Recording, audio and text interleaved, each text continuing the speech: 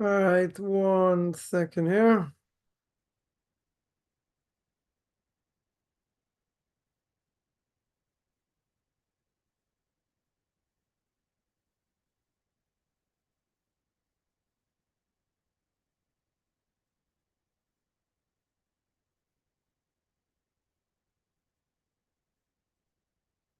All right, welcome everyone to this Q&A. Again, want to welcome everyone to this Q&A. So something I want to revisit that something came up a few weeks back, which I think now we'll see in a little bit different context or maybe similar context. We'll see. Question someone asked a while back was, does free speech go against the Torah? Right? That was the question. So simple answer is speech isn't free. Right? It's a pretty easy answer. Why is speech not free? Because for a Jew, certainly you got to be careful what you say. Right? You can't speak lashon hara. Can't speak badly against others. These laws are very complex. There are more than 30 prohibitions, in one shot. If it's something that is forbidden. So it doesn't give me the right to say what I want when I want. Now, when it's permissible for me to say something, okay. If it's forbidden, it's forbidden. So speech is not free. So I would say for a non-Jew, not even in the process of conversion, let's say a Noahide, right? A non-Jew, not going to convert. So do the Noahide laws apply to them? Or let's say better, set it backwards. Do the laws of lashon hara apply to them? Now, why would they not apply? Because a Noahide, a non-Jew, only has to keep that which is rational according to the Torah. Right? That which is rational according to the Torah. Now, we have to look at it from a Torah perspective. So if it's not rational according to the Torah, a non-Jew won't have to keep it. Now, I would say maybe there are things that are a moral imperative. And even if they're not obligated, it's not a good thing to do. So most people would probably agree, at some level, that what? Speaking badly against others is bad. Now, some people will say they deserve it, they have it coming, look what they did to me. But in general, some people would actually admit it's not healthy. But the whole world does it. It's all over social media, it's all over newspapers. I don't know if people read newspapers anymore. It's all over. It's in work, it's in sports, it's in entertainment. That's what people do. They speak badly against others. So normally, when someone transgresses, whatever the transgression may be, usually you have something in your hand. You've done something, meaning you steal from someone. I have money. I have an object. Right? You've done, other transgressions, whatever they may be. You have something. When a person speaks badly against others, what do you have? Nothing. You have the satisfaction of putting them down, normally to make yourself look better. Now, again, without going into all these details, if it is permissible to speak about someone, fine. There's criteria. There is definite criteria. When you're allowed to say it, what the conditions are. Well, let's say you meet all the criteria. So now, the Rabbi Chaim, when he brings these laws down, says, and this is one reason. There could be other reasons also why this will not apply to a non-Jew. And that is very simple. The Rabbi Chaim says that unless you meet certain conditions, the laws of Lashon Hara are forbidden even if it's true. Right? Let that sink in. Lashon Hara is normally, you're lying. Right? You're lying against what someone else said or what they did, whatever it is. The falsehood in general. Comes on the Chofetz Chaim. Chofetz Chaim says, even if it's true. Now, what's the obvious question? If everybody knows it's true, we'll make it easy. You know, there's no issues over here. You know 100% it's true, then prove it to be true. Comes on the Chofetz Chaim and he says, I'm not allowed to repeat it in general. Just because I want to repeat it, who says I can repeat it? But what's everybody going to say? Right? Secular Jews, non-Jews, everyone's going to say the same thing. But everybody knows it. What's the problem? So the Chofetz Chaim says, even if everybody knows it, there are certain conditions. You can't just say what you want. Whenever you want. So that's one reason. Now, if you'd ask most people, this is the way of the world. This is what people do in general. I've gotten this question many times. You know, I go to work and people talk and they speak Lashon Hara and this and that. What am I supposed to do? Good question. Can't believe what they say. At least not 100%. If it's something that may cause you damage, you can guard yourself against it. Right? But essentially, even if I know something is true, says the Chofetz Chaim, I cannot repeat it whenever I want. I have to meet certain conditions. And when a person, speaks Lashon Hara and they have to, let's say, right, for whatever reason, Chofetz Chaim says you got to be very, very careful to meet these conditions. Because who says you met the conditions the way you should have? Now, why do I mention all that? To make a point. Because if you'd ask most people, the way of the world is, this is what people do. This is exactly what people do. So someone's going to say, it's the way of the world. What's the problem? Why is there a problem? This is why, one reason, why the laws of Lashon Hara do not apply to non-Jews. Because it doesn't make rational sense. It's not a universal thing. Some people would admit, they would probably admit, I don't know what the percentage is, it really doesn't matter. But some people would probably admit that it's probably not good just to say things about someone else and make fun of them. Some people, I'm not saying everybody, because people are going to say that, why can't I make fun of them? What's the problem? So, not going to hurt them in any other way, maybe. But I think some people sense enough to say no. You're not allowed to say what you want when you want. Yeah, so that wouldn't apply. Universally, that wouldn't apply. Now, ask the following question. Even if it universally, it wouldn't apply. So for non-Jews, they could. These laws don't apply to them. The question we always have to ask, whether it's a Jew or a non-Jew, question we always have to ask is it good for me? Does it enhance my relationship with God? Does it draw me closer? Or it doesn't? And if you have a doubt, either you're going to ask your local Orthodox rabbi or you're not going to do it. Because if you have a question whether it's good for me or not, most likely, probably it's not. Depends what it is. So Coffman would say, as a universal law, this doesn't apply. Doesn't apply to them. But as a moral imperative, we'd say, yeah, they probably shouldn't do it. It's not good for their soul. It doesn't make them better people, let's say.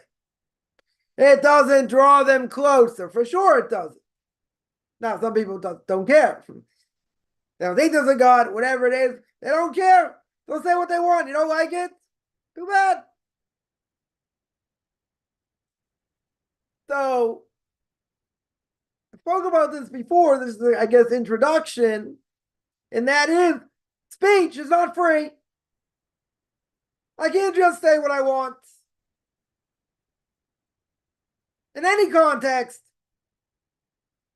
I got to be careful. So here we're talking specifically the laws of Lashon Hara. Very good. What about when I say something against someone else? Not just Lashon Hara. You make fun of an ethnic group.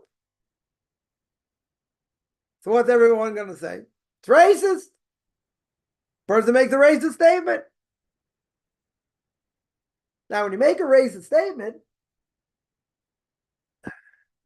right, it's not just Lashon Hara. Part of Lashon Hara also could be Motzi Shemra. Libel. Literally it means to cause someone a bad name. Right? So when you malign a whole group, Jews, Asians, blacks, Puerto Ricans, whoever, that's racist. Right? Very simple definition. You know, you get 10 definitions according to Webster, all going to say the same thing. Right? You make fun of a certain ethnic group, that's racist. That's pretty simple, I would think. But now we got a problem. We got a conflict. What's the conflict? Normally when we say there's a conflict between Torah and secular law, what comes first? Torah. We don't really care about secular law. Oh, but you'll tell me in general there's such an idea as the law of the land. And I have to uphold the law of the land. So it's true. Right? Now what happens when the law of the land goes against Torah? Oh, that's a good question. That's a big question. Not necessarily going to deal with that aspect. But that's a big question. So inside, just give one example. In Russia, former Soviet Union, it was forbidden for Jews to circumcise their kids. So we had the KGB, as we would call it here in Israel, the KGB, following people around. They get caught, they do this, do that, go to Siberia, or worse. Now, the law of the land says can't do it. Torah law says you have to do it. Now, the question is, again, we're not going to deal with this point, but the question is, do you have to risk your life to do it? Is that something you have to give up your life for? So there are 3 cardinal sins every Jew has to give up their life for, rather than die, rather than transgress. Right? One of them is murder, one of them is idolatry, one of them is immorality. I'll say about circumcision. I'll say about keeping Shabbos. I mean, you have to keep Shabbos. Can't desecrate Shabbos. What do you do if you're forced? Okay, these are big questions. But I want to hit one aspect here. Maybe we'll discuss it. But I want to hit one aspect here because this came up a few weeks back. So you got the law of the land. Now, some things are interpreted in a much broader way, I would say. Some things very specific. Some things there are loopholes. Okay. So in the States, you got what we call the First Amendment. What's the First Amendment? Freedom of speech. So people can say, can say what they want. Now, what happens when that freedom of speech is racist? It's anti-Semitic. It potentially could lead to violence. Does that mean that what a person says or does is protected by the First Amendment? Now, people hide behind the First Amendment. People will say, and it's wrong, but people will say we can have freedom of speech, even if it's things that goes against them, even if it's something racist. But what happens when it spills over? What happens when it leads to violence? Right? So now, probably most people understand what I'm getting at. So anyone who saw the congressional hearings, right? 3 presidents of Ivy League schools University of Pennsylvania, Harvard University, and MIT. Yeah. Anti-Semitism up the gazoo in all these campuses. All these campuses. The only people not protected by these things are Jews. You got, pro-Hamas rallies, people afraid, walk out of the rooms. What do these rallies lead to? Violence. You had 300,000 Jews, or even non-Jews, I don't know if they're all Jews, weeks back, had this whole, counter-protest in Washington. See any fights? See any people being threatened? All these other things. They're a bunch of thugs. That's what they are. Punks, thugs. How can you have Ivy League schools? I mean, I'll give the answer. It's a simple answer. How can you have Ivy League schools, the cream of the crop of education? Cream of the crop, let's say. They don't protect Jewish students' rights. None of them can say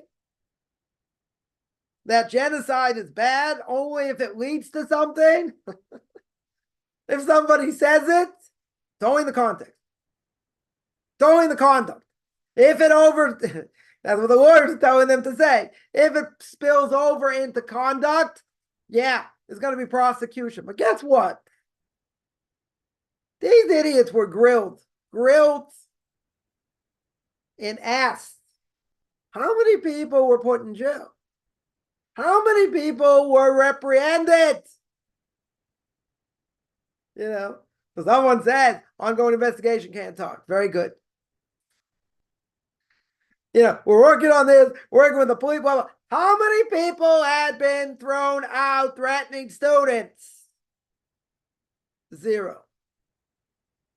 Someone went as far as to say, I mean, this is ludicrous, about foreign students. It's, our population, on our campus, we have a very strong foreign presence. Someone asked, if that's true and they did something, would they be thrown out? If they go against policy, same stupid answer. If they go against policy, this will happen. So they cornered them. Did anybody get thrown out? We have a very strong, unique group. A lot of foreigners come. That's not the question, you moron. The question is, did anyone get thrown out? Yes or no? Yes or no? Can't speak about that. Ongoing investigation. Thank you very much. The answer is no. If this was any other ethnic group, blacks, Hispanics, Chinese, whoever, they'd be burning down every single city. This is allowed free speech. Free speech. So we just said, talk about Lashon Hara. This is worse than Lashon Hara. This, as someone pointed out, this will lead to genocide. This will lead to pogroms. This is what will happen. So free speech is not so free, is it? Or maybe it's just colluded with other things. It's insanity. That, person can be a racist, not be apprehended. They can bully people, not be apprehended. How many people are sitting in jail because they bullied Jewish students on campus? I'm going to tell you, 0. Did I look at all the investigations? I hear what's going on? No, I guarantee that's the case. They ain't putting anyone away. Nobody. They got professors there, for goodness sake, saying this stuff. Someone asked, if they go against policy, what do you do? Well, we have our things, we do this, whatever. Has anyone been thrown out for saying this, that, and the other thing? You're getting big money from the Arabs. Tons of money from Qatar, Saudi Arabia, other places. So they got their moles. They got their moles in these universities, spewing this hatred. Give a class. So the class in one of these schools, talks about Zionism and this and that is like colonialism. That's like, where do you think their mind's going? Minds today is just a terrible thing. These are top universities now. Why am I not surprised? Why is it not surprising? Very simple. Because any of these higher levels, quote unquote, of learning, they're not promoting ethics. Point in case, Bertrand Russell. I remember Bertrand Russell. I taught ethics, I think Columbia University. It's very unethical. So they asked him, if you're teaching ethics, how can you be so unethical? How is it possible for you to be so unethical? What was his answer? If I taught mathematics, expect me to be a square. That's inconceivable for a Jew. There's no such thing as compartmentalization. Students of Aristotle, the Rambam says, one of the wisest persons of all time. One of the greatest minds of all time. At the same time, one of the most disgusting people ever existed. So the students once caught him doing whatever he was doing. They caught him in the act. They said, you're the great Aristotle, great thinker, great mind, great philosophical mind. What are you doing? You're acting like an animal. What was his answer? I'm not Aristotle. There's Aristotle the philosopher. There's Aristotle who does other things also. Within Judaism, that doesn't go. We could say we have contradictions in ourselves. We want to do the right thing, but evil inclination takes us other places. But it's wrong. You can't have the two. You got to work on it. You got to work on your evil inclination. You don't just say, wow, this is who I am. This is what I do. Got to work on it. But, for someone not to admit that this is, that this comes on, or let's say better, they would say it comes under free speech. How in the world can this come under free speech? How can someone be protected under the First Right Amendment, according to the Constitution? So there's a fine line here. But what did these people say? They said only if it leads to action, there'll be discipline. Only if it leads to action. Yeah? So if Jewish students are in a certain place and now there's a whole mob ready to lynch them, yeah, you need the police escort to get them out. That's okay. That's proper conduct. This is insanity. They're protected under free speech. So what's the answer? What's the answer? Yeah, they're protected under free speech because it goes against the Jewish people. If it went against blacks, let me tell you, there wouldn't be one city not burning in America. Not one. Burn every single city to the ground. Not just them, everybody else. But for us, it's okay. Against Jews, no laws against it. People are protected. So you say out of one side of your mouth, this is abhorrent, this is terrible, this is this. At the same time, you don't do anything. Someone grilled them and is like, give me some concrete things you're doing. Concrete thing you're doing to stem anti-Semitism. Every time they open their mouth, it's like, I said concrete. Don't talk out of both sides of your mouth. I said concrete. Give me something. What are they doing? Nothing. Nothing. Bring people on campus that are total anti-Semites?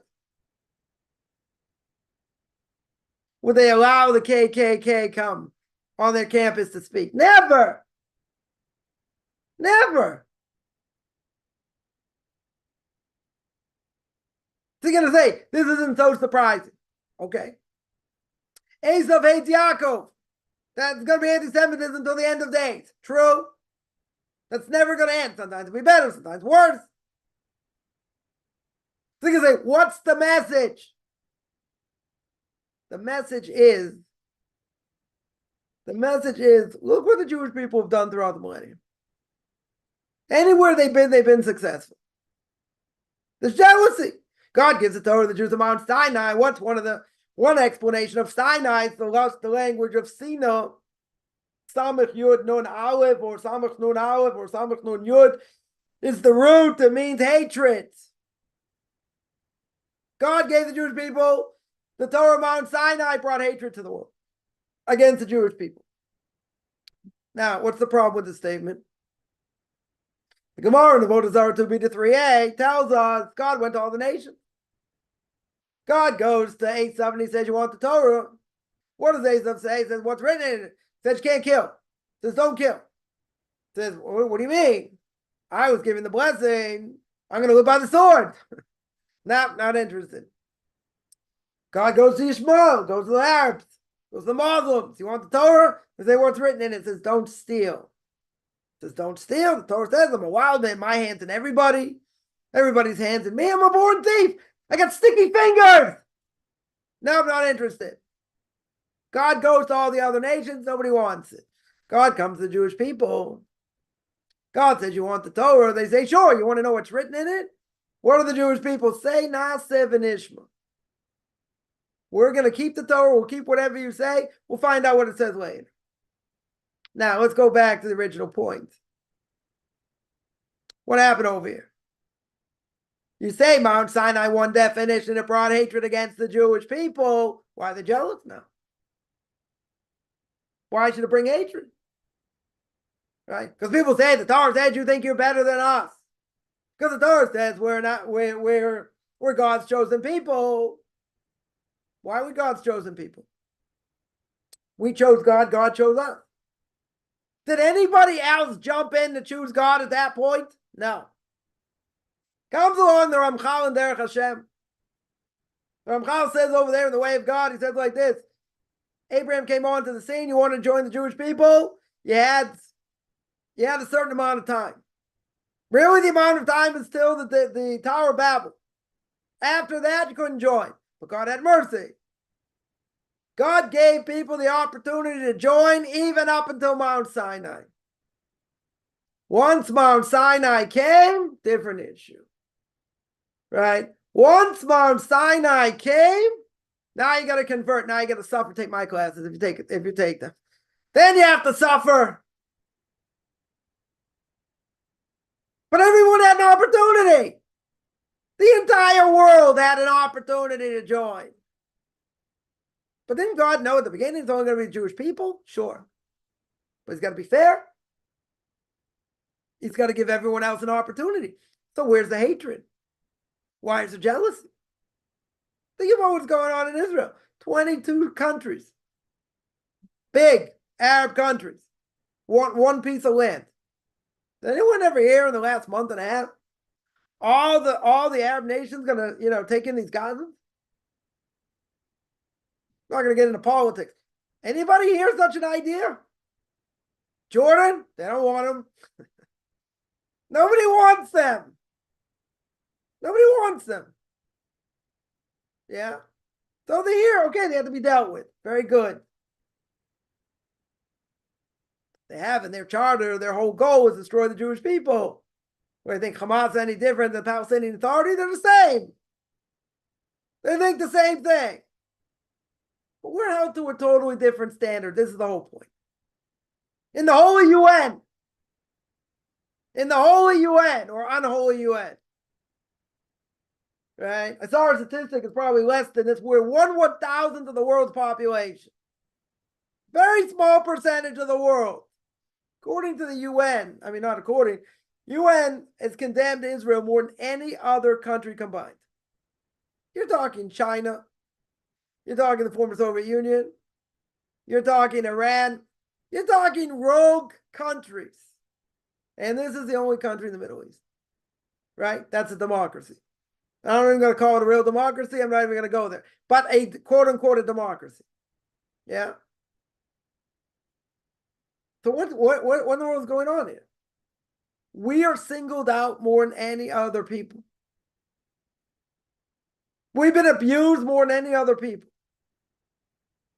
Now, the blacks may try and claim that. we've been around a lot longer. A lot longer. They've had their share of problems, 100%. It's not even close to what we've been through. Not even close. Anyone makes that claim, go back in history. Right? Not even close. Now that being said, God distinguished us from everyone else. God took us out of Egypt, made us into a nation. Miracles. Why? We're slaves. God changed our slave mentality to go to Mount Sinai, to be able to accept the Torah. He raised us to a level that people saw Mount Sinai more than any of the prophets saw except for Moses. Even a simple slave woman saw more at Mount Sinai than any prophet. Well, why do you take us out of Egypt? You're going to say, what do you mean? This is a simple answer. He took us out of Egypt to give us the Torah. Very good. And when he gave us the Torah, what did he want? He wanted us to keep it. He wanted us to keep it. He didn't take us out the door so we could eat shrimp. That's not why he took us out. He didn't take us out of Egypt in order for us to intermarry. He made us a nation. So all the races are going to say, you think you're better. We're racist because we think we're better because the Torah says you're God's chosen people. We chose God, God chose us. Now the reality is, what makes us different than non-Jews? You'll say our soul makeup, very good, but what makes us different besides that? That's true. What makes us, different? Torah. We have a lot more mitzvahs. Non-Jews have 7 mitzvahs, just an umbrella, 7 universal laws, about 50 or 60 probably all together. Jews have 613. Now, even if you tell me we can't keep 613 mitzvahs today, some apply only to Kohanim, to a Kohen, or to a Levite, or if you live in the land. So probably a little more than half you could probably keep. Okay, it's still more than non-Jews. Right? Still definitely a lot more. Okay. But that elevates the soul. So if I got more mitzvahs to do and more things to worry about, it's going to elevate my soul, or God forbid, debase the soul a lot more than non-Jew. Nothing to talk about. Nothing to talk about. Now, does that make me better? Because I have an obligation to pray 3 times a day. And I can't eat shrimp. And I have to, control my thoughts and all this. Does it make me better? That's my obligation. That's what we have to do. You could choose not to. Okay, you get punished for that. Definitely could choose. But the bottom line is, it's not a question of, it's so racist, you think you're better. It's not a question of being better. And if a secular Jew is no different than a non-Jew, does that make him any better because God made him Jewish? No. It'll be worse. The more non-Jews want to be like non-Jews, the non-Jews are going to hate us more. It's what's happened in every single country the Jews have been thrown out of. Jews have been spit out of, let's say. Because they wanted to be more like non-Jews. They intermarried with them. Went to the universities. All these things. Why secular Jews during the Second World War couldn't understand. Like, what's going on? Why are you taking us? Take out the Orthodox Jews. Don't take us. We're like you. Hitler, he brought it out, may rot wherever he is. What does he say? You can be a quarter Jewish, half Jewish, doesn't matter. You got Jewish blood, we want to eradicate you.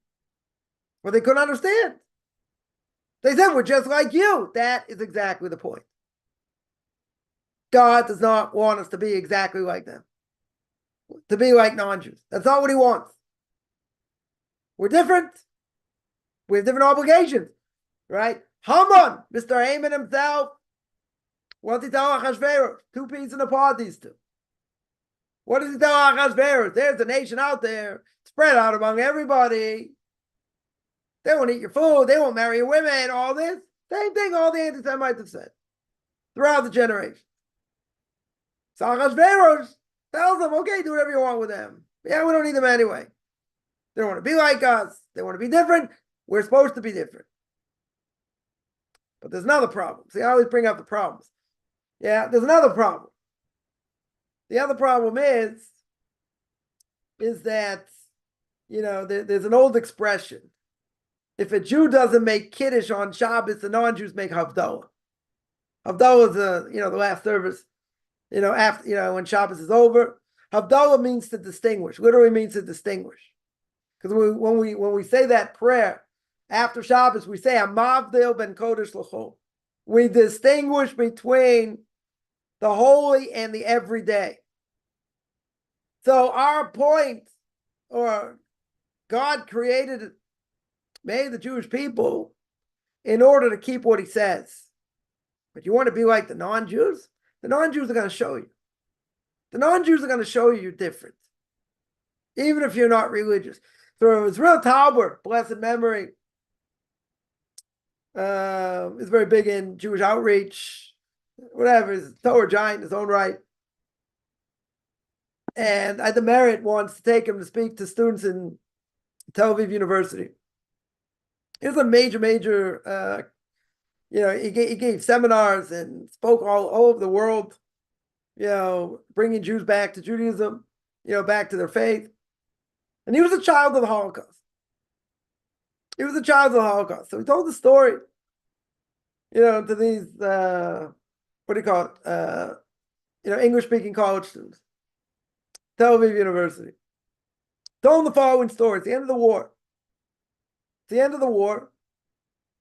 And a guy comes in, probably in the 60s, maybe early 70s. Jewish guy comes in, he's pulling out his hair, he's ripping his skin, he's like going out of his mind. Totally in tears. They try and calm him down. They ask him what happened. He said, it's all my fault. I can't believe I did that. It's all my fault. They said, tell us what happened. He said, I was living outside the ghetto. He's married to a non-Jew. He's got kids, he's got grandkids. Again, the point of the story is this is the end of the war, the very end of the war, right? The Germans are fleeing, the Russians are coming, right? They know the war is basically over. So what happened? His family, they have a family discussion. They say, hey, Dad, Grandpa, you're Jewish. They're like, yeah, so what? We eat the same food, we do the same thing. I don't really have any, there's no connection to my Jewishness. I said, no, but you're Jewish. They have the whole family discussion. And they turned him in. He's living outside the ghetto. Everything's fine. And they turn him in. Now, this is the end of the war. If you tell me it's the beginning of the war, the middle of the war, I can understand. I'll understand better. Right? Rabbi Tauber said this is the end of the war. He said, what do you think? They need another body, another body for another bar of soap? Why, 67-year-old person, they're taking it now? And they're going to kill him? And this is the very end of the war? So he told these college students the following. This person never thought about his Judaism. Never cared about his Judaism. And what did God say?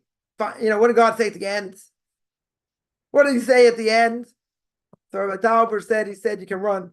He said, you can run from it, you can't hide. All right? What does that mean, you can't hide? What it means is that a person wants to hide their Judaism, it's going to come out.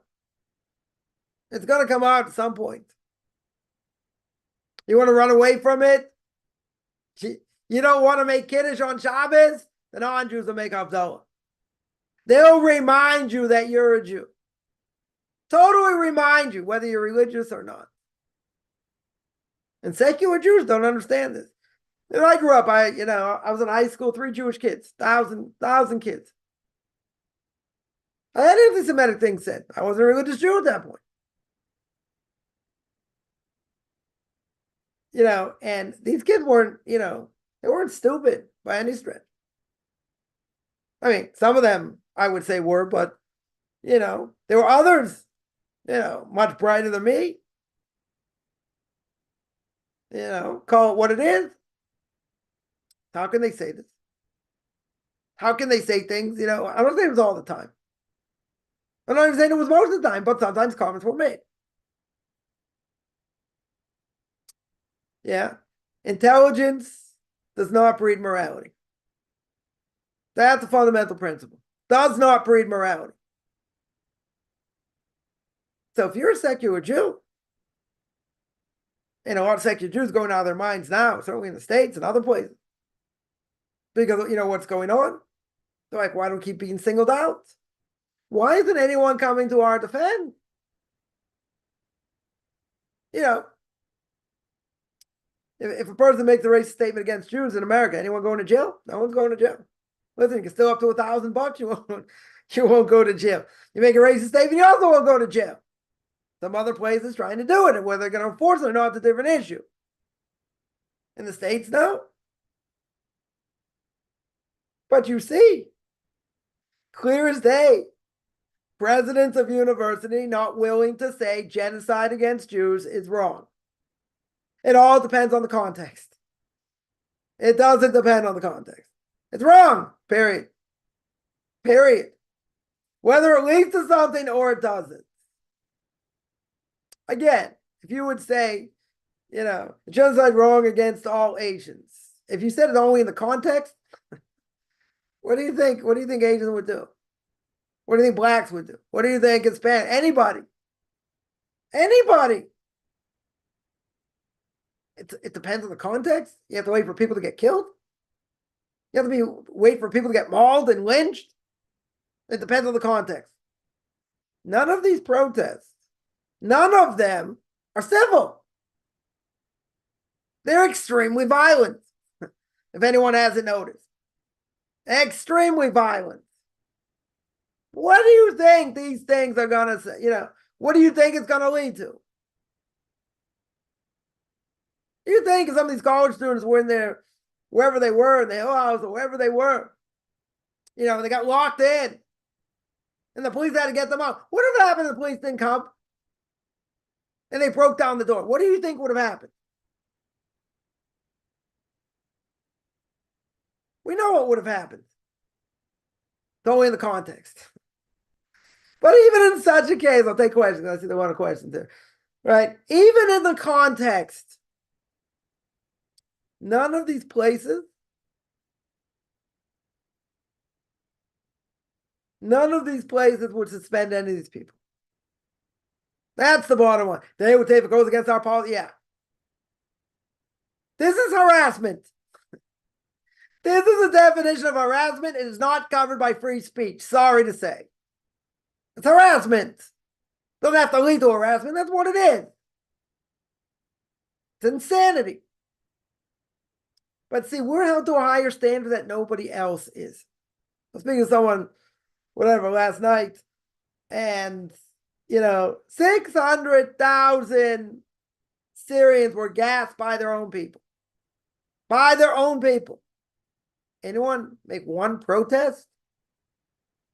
Anyone say anything? Burn down Syria? Sanctions? There's anything? Nothing. In all these other atrocities, nobody opened their mouth. Nobody. We're different. God is showing us throughout the millennium we're different. And he expects more. And this is never going to end till the Messiah comes. But the point is that this is not protected by free speech. And heads have to roll, people have to be put in jail or suspended or whatever. So yeah, we'll see what comes out of all this. Yeah, and it has nothing to do with context. That's a serious flaw. I can't even believe someone, quote unquote, that intelligence. Again, that's what the word is telling them to say. If it leads to something. Guaranteed. With all the money I don't have, I put it all on the table. You say that against blacks, you're toast. Toast. You lose your job on the spot. You will lose your job on the spot. That's happened in professional sports, in entertainment, other places, on the spot. There's nothing to talk about. Someone had a career as a what do they call it, on a certain sports show years ago, many years ago. made one comment, finished. Finished. I don't even think, it's a racist comment, seemingly. Still not allowed to say it, even if it's true. Even if it's true. Finished. There was a judge, there was a jury, it was over. Finished. Stages that we can't have someone saying that, even if it's a true statement. Jews were a different breed. We're held to a standard nobody in the world is held to. And this, of all things, shows beyond the shadow of a doubt divine providence. That we are God's chosen nation. You're going to say, but why does God do it that way? One way to keep us in line. One way to mention that, and show that we're different. Why do I say divine providence? Because it doesn't make sense rationally. Does not make sense rationally. Right? One last example. See what's going on now. Yeah. Everyone knows Hamas using human shields. Yeah. So everyone's going to say, or some people are going to say, we have a right to defend ourselves. Very good. Some innocent people are going to get killed. That's what happens in war. Some innocent people will get killed. Okay. But you're not trying to do that. You're trying to do the best of your ability. We're held to a different standard. America went into Iraq. Anyone protest against what they did in Iraq? How many civilians were killed? Anyone say boo? No. Nothing. If Texas was being attacked by Mexico, and they were doing the same thing, shooting rockets and that, America would flatten Texas like a pancake. No more Taco Bell! It's over! No more burritos! Not even a question. Not even a question. Some people say, well, it's not fair what goes on to the Jews. You're right. Life's not about being fair. We are different. We're held to a totally different standard than the rest of the world. People want to say we're worse than Iran. We've been condemned more than them. That's hard to imagine. Logically. In Syria and all the atrocities in China. For goodness sakes. This is quote unquote, as we said before, the only democracy in the Middle East. Trying to be as humane as possible. Doesn't matter. We're going to be held to a different standard. God wants us to be held to a different standard. And people have to see. It ain't going to get easier. He's singling us out, which he's done throughout the millennium. And it's a very simple cycle. We do what we're supposed to do. The Jews are at the pinnacle. The Jews are up here. We do the wrong thing. Boom. You read the king, you read the chapters about, in Kings and in Judges and throughout the prophets, the same cycle. It's like a sine curve. We do the right thing, boom, we go up. We do the wrong thing, we go down, peaks and valleys. We can be at the highest level, we can be at the worst level. But one thing is for sure. We're at that level because of what we do. It's based on our actions.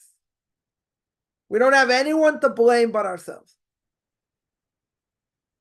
So in a certain way, we could say, okay, we have that direct relationship with God. We have the ability to change things, make it better, or God forbid the other way. We got no one to blame. It's not about believing in man over here. And, the Americans going to help us, and these are going to help us. No. God is the one in charge. What's the mantra every day?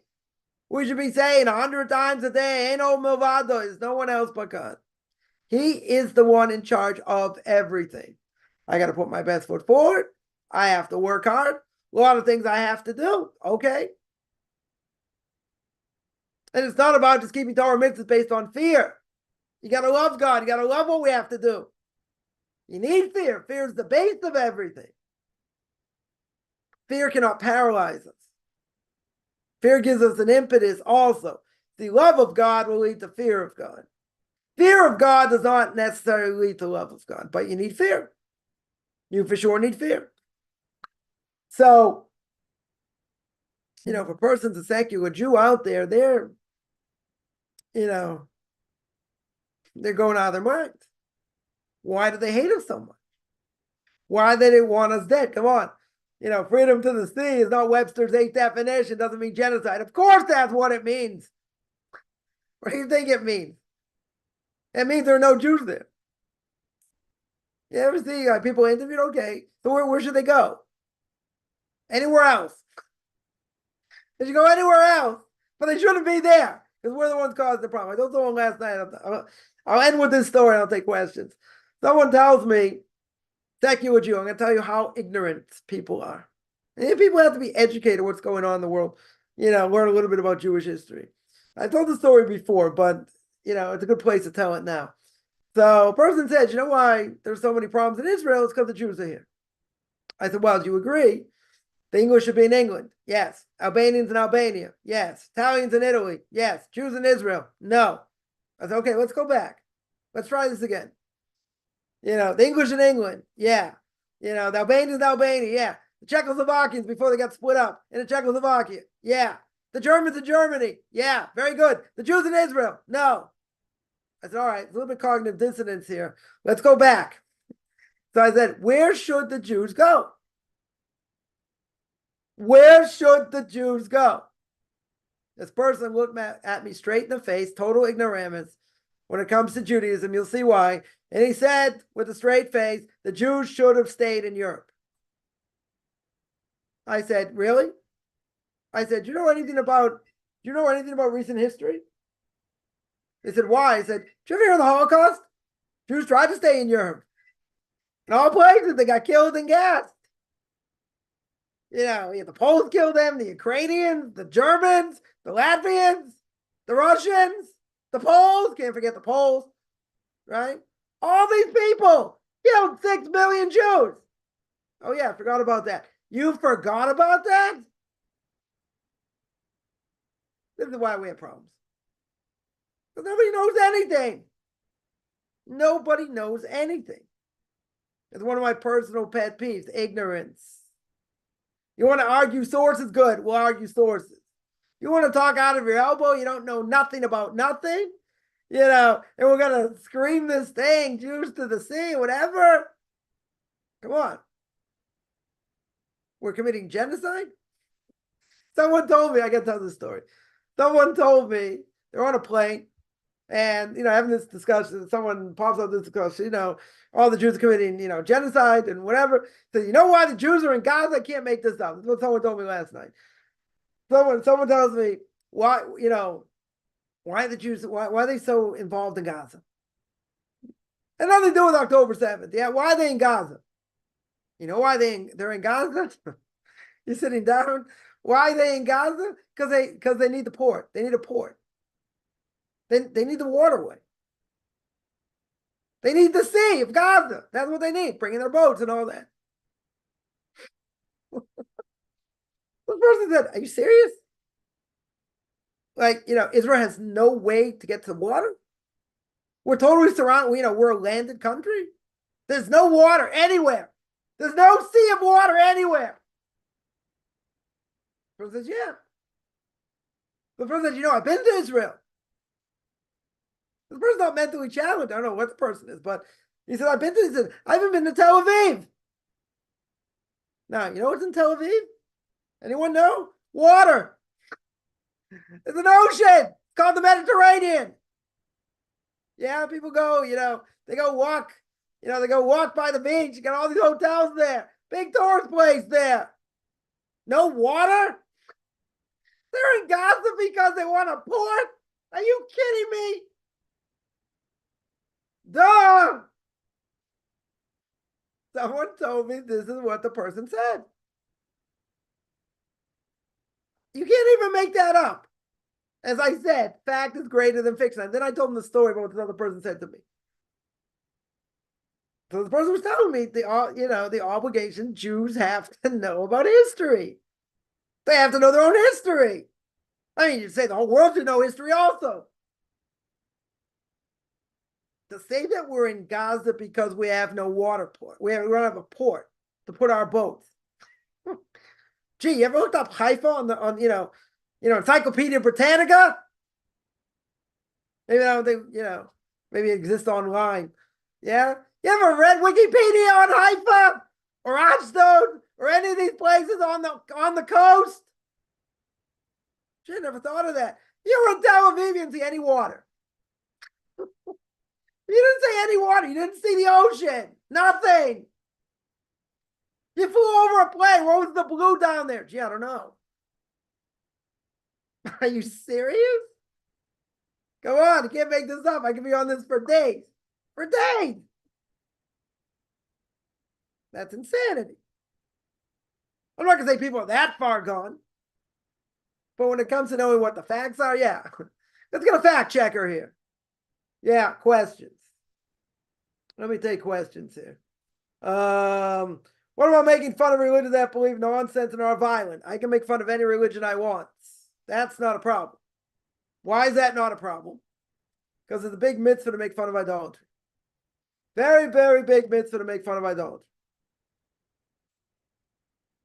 Because it's a false religion. That I can do whenever I want, as much as I want. To show it's got no power.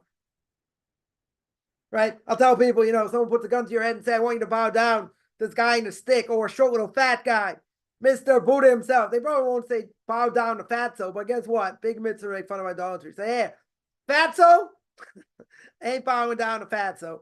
So you have to give up your life. You can make fun of idolatry. It's not a problem. It's not lashon hara. It's not nothing. Technically speaking, I can make fun of secular Jews or non-Jews if I wanted to. Secular Jews that have the status of a non-Jew, if they desecrate Shabbos in public, Rabbi Chaim said, still not a good thing to do. Even if you fulfill all the criteria, or these people, let's say, better not go in the way of Torah or mitzvahs, I could make fun of them whenever I want. But he said it's not a good thing to do, because then you might speak lashon hara when it's forbidden.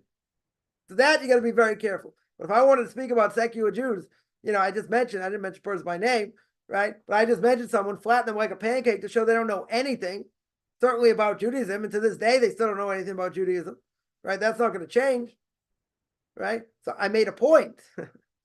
Yeah, I didn't bring up the story to tell a funny story. I mean, it's a very sad story, right? But I made a point that, that's the idea. Not just going to bring it up to trash it. Maybe sometimes, maybe sometimes you're allowed to do that. Is it a good thing to do on a long-term basis? No. Because then you might overstep your boundaries and speak against, people that you're not allowed to speak against, and that would be lashon hara. But yeah, 100%. Right. Someone here mentions that parents have been warned not to send their kids to university. Yeah. I've heard stories also, I'll tell you, in the modern Orthodox world, plenty of modern Orthodox parents sent their kids to university. They didn't come back the same. In the end, they have regret, but, it goes according to their ideology. About going to university. And that's more important than learning Torah. I don't think you shouldn't have a profession. Going to university is a big, big misnomer. It's probably in the top 5 of the biggest lies in the world. That you have to go to university to get a degree. To make money. To have a degree. Right? The top 3, probably the biggest lies out there, Christianity, evolution, and is there a Palestinian people? Those are probably the top 3. Being a Palestinian people, that could be 1 or 2, easily. One of the biggest lies out there. But everyone will tell you. Everyone and their mother will tell you, sure. Of course you got to go to university. Of course you got to get a well-rounded education. Even if you can't get a job from it. And like me, I got a degree in history. Would that ever help me? Help me once in life. Once. Totally out of the blue for something, but would it help me? I was once speaking in yeshiva, and I made a historical analysis. Someone said, "Oh, you can't argue with the rabbi. He's got a degree in Columbia from history." And I'm like, "Ooh!" Doesn't tell me I know the entire Torah very good. Then I can brag. Tell me I got a degree in history from an Ivy League school? Big deal. Yeah, what does that mean in the bigger scheme of things? But everyone will tell you. A lot of people tell you got to have a degree. And some people will go far as to say, if I had a choice between someone's got a degree and not, I'll take the one that's got a degree. Okay. It's your choice. What if someone's got more life experience rather than have a degree? Okay, we're not going to go there. But the point is, having that type of education, it's a big misnomer. I had a friend of mine who his parents owned a liquor store, owned a few liquor stores. So he went to a school in Boston, went to Suffolk University. Anyone knows it's a business school. So I asked him in 4 years, how many classes did you take that actually helped you in business? 4 years.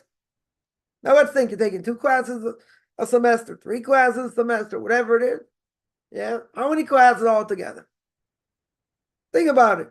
So let's say you're taking 3 classes a semester, right? We'll make it easy.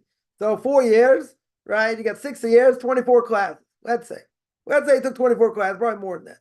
Probably a lot more than that. Let's say 24. Yeah, I think the number is much higher, but okay. Yeah, 24. I said, how many classes did it help you? He said 2. 2 out of 24. All the other classes? I'm not talking about humanities. That's even bigger ways.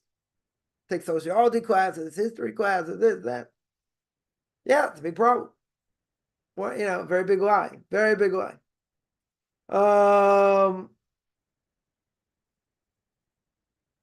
Someone asked, who and when was Torah restored to the holy language after it was translated to Greek? It was always in Lashon Kodesh. Torah was also was given, in the Hebrew language. Even though, time of the Second Temple, it was translated into Greek. Yeah. Sacred language still held sway. Just because it was translated, into Greek, they didn't have a choice. They were forced by Ptolemy, King Ptolemy, in order, to translate it. It's miraculous. They took 70 rabbis, put them in different rooms, in different places. They all came out with the same translation. Pretty miraculous. Yeah. But even though it was translated into Greek, and there we get, I guess you get the Septuagint from that, and, whatever, but it was always in Hebrew. In other words, they always used Hebrew. When they were in Babylon, they spoke in Aramaic. That's why the language of the Gemara is in Aramaic. But, it's Aramaic and Hebrew. So Aramaic is very similar to Hebrew. Similar roots to words. Some roots of the words are, totally different meaning, etc. But very similar to Hebrew. Very, very similar to Hebrew. So Hebrew never stopped. It's just that, again, Aramaic they used because that was the language they spoke. But Hebrew never stopped. Just because they translated it into Greek doesn't mean they stopped. Right? Definitely does not mean, definitely doesn't mean that, the Hebrew language stopped, etc. It won't matter if a Jew's product of intermarriage either, if the dad's Jewish, right? Right. In other words, yeah, even if you're Jewish on the wrong side. So the anti-Semites don't care. They don't care. That's exactly what Yimach Shemo said. Right? That's exactly what he said. He didn't care if you had quarter Jewish blood, half Jewish blood, even on the wrong side, didn't matter. Right? Did not matter. Whatsoever. Right? If someone mentions most people protected on behalf of Hamas, gays, yeah. You say anything against gays, you're toast. Imagine if this was against gays. Forget it. People were saying genocide against gays. You're gonzo. The tar and feather you. Say it against blacks, same thing. Against Asians, same thing. I mean, say against gays, for sure. For sure. Jews are in trouble. Jews are in trouble. Question here. 1 second. Someone asks, whose Tanakh commentary would I recommend? As an Ohad, Ibn Ezra or the Ramban or the Targum? So I would say if a non-Jew is going to learn, Tanakh, I'm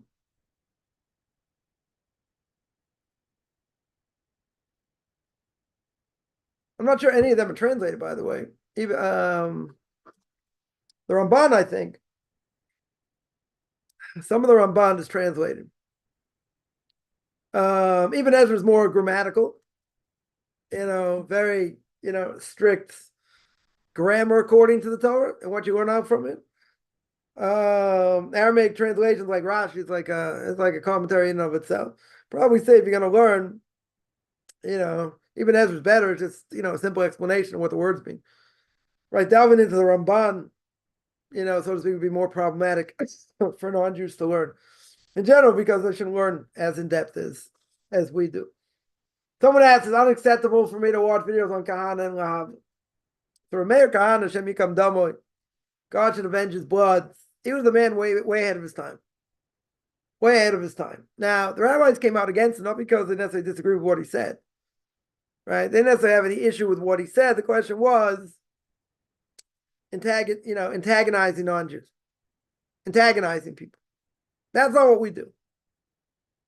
We're not interested in antagonizing people. Yeah, people want to learn, okay. You want to have a debate, you want to argue this, that, okay. If someone wants to, they can. They don't want to, fine. Right? We're not allowed to be out there to antagonize. So you got to say, what about, you got people like Rabbi Singer, Rabbi Skolbeck, they shred Christians and Christian belief. True? That's not they're not antagonizing. They're trying to bring the truth to light. They're trying to bring it out. They're not doing it just to make fun of Christians. They're doing it to show them the errors of their ways. That's a whole different thing. Right? That's a whole different thing. They're not just starting up with them to start up with them. That's why they came out against Rav Kahana. You want to watch it, watch it. I don't have anything personally against what he says. Yeah, I think he was well ahead of his time. Right? And he said more than 30 years ago. He said, you're never going to get rid of this Arab problem unless you put them on Egged buses and get them out of the country. They can't say that. It's true. I'm not disagreeing with what he said. If you don't take all the Arabs and get them out, you're not going to have a problem. You won't have a problem with them. That's true. You can't do that practically. You take a place like Japan. Japan doesn't have any problem with the Muslims. You know why? Because none of them live there. They don't let anybody in. He's right. You take the Arabs, you take them outside, you get them out of the country, you shore up your borders, and that's it. That would solve that problem in some ways. Put it, the way of the world, they'll never be allowed to do it. Never. Never. Not practical. Did he say something that wasn't true? He said you're always going to have a problem with him. You're right. Till the end of days, that's what it is. You always have a problem with them. So practically speaking, you get them out of the country, you won't have a problem with them. Doesn't mean they'll totally disappear. But that'll take care of a lot of the problem. Yeah, you can't say that. You can't say that to the world. He's right. I don't think anyone disagrees. He's right. Imagine England, any of these places, get very, very significant Muslim minorities. They say, okay, that's it. We want to get rid of this problem. We're going to expel every single one of them. Is that going to, how well is that going to go over? That ain't going to go over so well. That would be a major war in their own country. Right? Is it true? Anyone going to disagree? I don't think anyone's going to disagree. You want to live in peace, live in peace. You don't want to live in peace, we'll throw you out. I think that's fair. Not going to happen. Right? Not going to happen. Got all these migrants going all over, causing all kinds of havoc. Why'd you let them in? Get rid of them. Causing all kinds of problems. You can't say that either. Am I saying anything that's not true? It's true. They're causing serious problems. They're causing serious problems. Give an ultimatum. You catch them doing something wrong, say, listen, you do something wrong again, and we catch you, we're going to throw you out of the country. That's it. We give them one chance, depending on what they did. We're giving you asylum. We're letting you stay here. You're benefiting from our benevolence. Good.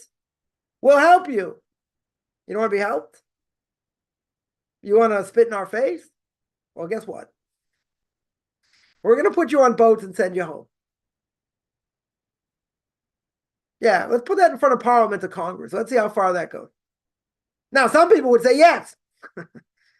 Some people would agree. It'll never pass. Is it true? It's true. Why not? You're giving them an opportunity. They can say whatever they want. You're giving them an opportunity. They don't take the opportunity. They abuse it. Get rid of them. What do you need them for? What do you need them for?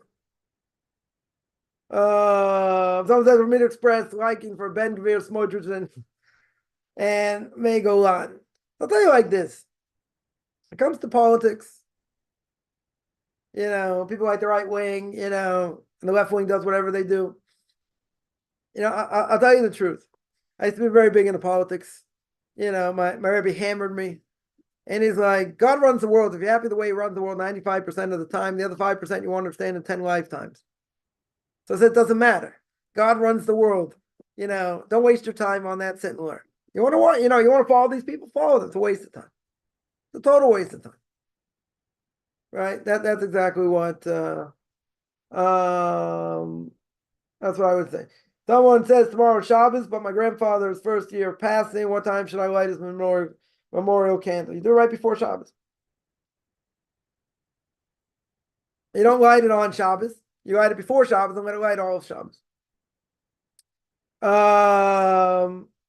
Yeah, other questions here. Someone says, why do you think Jewish people are held to a higher standard? Very simple. God tells us we're held to a higher standard. Torah makes clear we're held to a higher standard. Right? There's no question. We can uphold the Torah in so many different ways. That certainly non-Jews are not obligated in. Right? So Torah makes clear. You do the right thing, as we say in the Shema every day. You do the right thing. Very good. If not, there'll be punishment. Second paragraph. There will be punishment. There will be payback. Yeah. Now, there's payback by non-Jews also. Nothing like Jews. I mean, they may get more severe punishment because they're held more accountable for things that are universal. If a non-Jew goes against the universal law, he's toast. I mean, he doesn't necessarily get the death penalty for all of them, but he's toast. Because this is universal. You can't say, I never knew about it. What do you mean you didn't know about it? You know you're not allowed to steal?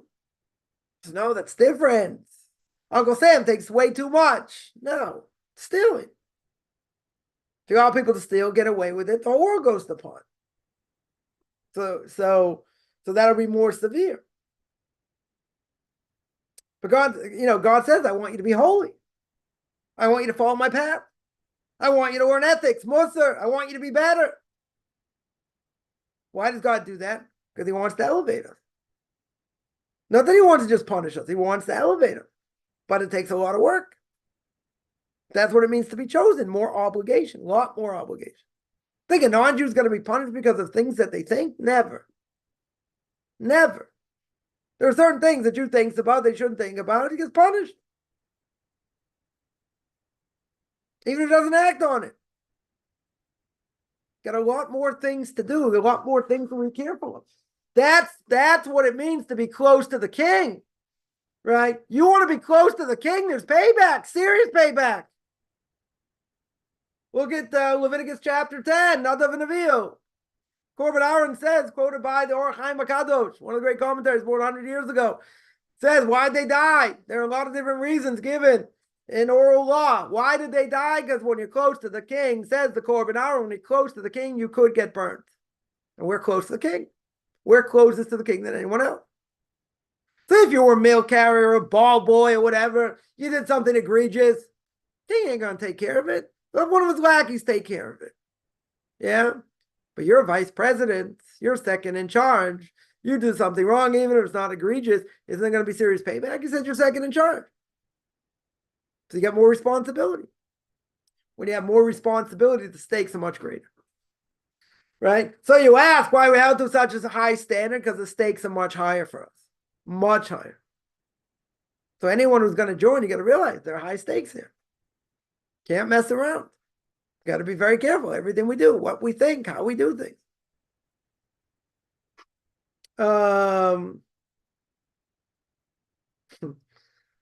Someone mentions here, yeah, if Israel won genocide, they would have flattened the place. Yeah.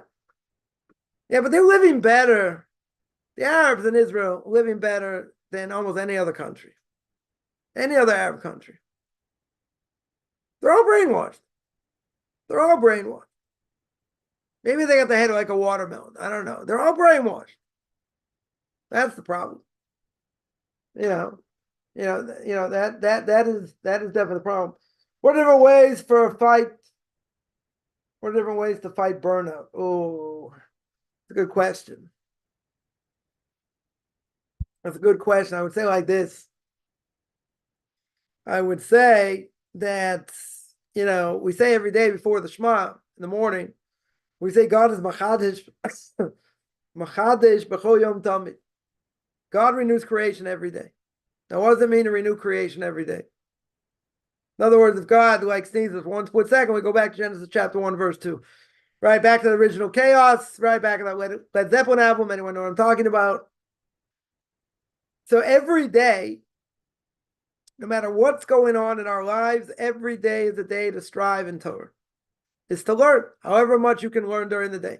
Person learns an hour a day, half an hour a day, 2 hours a day, right? When a person learns, you shut off to the world. Shut off your phone, everything else. It's like you're dead to the world, right? So you got to say, sometimes not so enjoyable, sometimes very hard, sometimes, I'm overtired. True. Very, sometimes and probably most times we get beaten down in life, makes it harder. I'll tell you like this.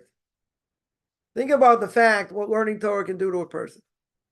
Even if they learn a little bit, it changes a person, makes us think differently. Even if we don't fully understand this and that, God's giving you an opportunity to tap in. It's giving you a huge opportunity to tap in. And what? You're going to get depressed because you got an electric bill, you don't know how you're going to pay for it.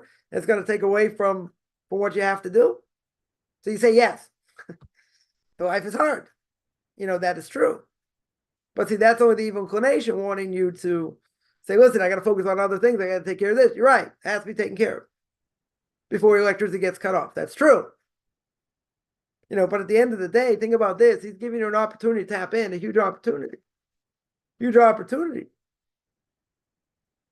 You're right. Sometimes we're more into it, not into it. But if I think in terms, just one example, if I think in terms of what my opportunity is, what I'm doing, I'm learning God's Torah.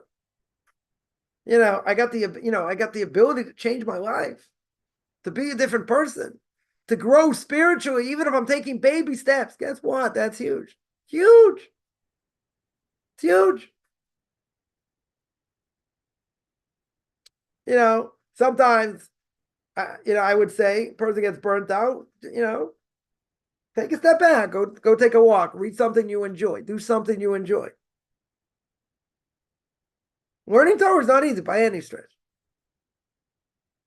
But if you think about the opportunity you have in front of you, and what we're supposed to gain from it, what we can do, you got to shut out the whole rest of the world, and that's hard. I agree, that's hard. But if you don't do that, then it's very hard to learn, right? That's what I would say. In general, someone says, yeah, take time off. It's also good. It's also good. Sit back and sip a pina colada. I don't know. Read things you enjoy reading. Take a walk. Take a step out. Right? Let me see. Yeah, any other questions? From where they see, the whole land will always be Israeli. Yeah. Yeah, people are going to understand, find out sooner or later, Israel's going to be a lot bigger. Then we're going to be a lot bigger, Part of Jordan certainly going to be part of Syria. I don't know, maybe Lebanon as well, parts maybe. I mean, talking about greater Israel, yeah. Yeah, but, again, there's a lot of things missing in people's minds. It's called the truth. And people don't care about the truth. They've been perpetuating the same lie forever. It's mind-boggling. Absolutely mind-boggling. Yeah, any other questions?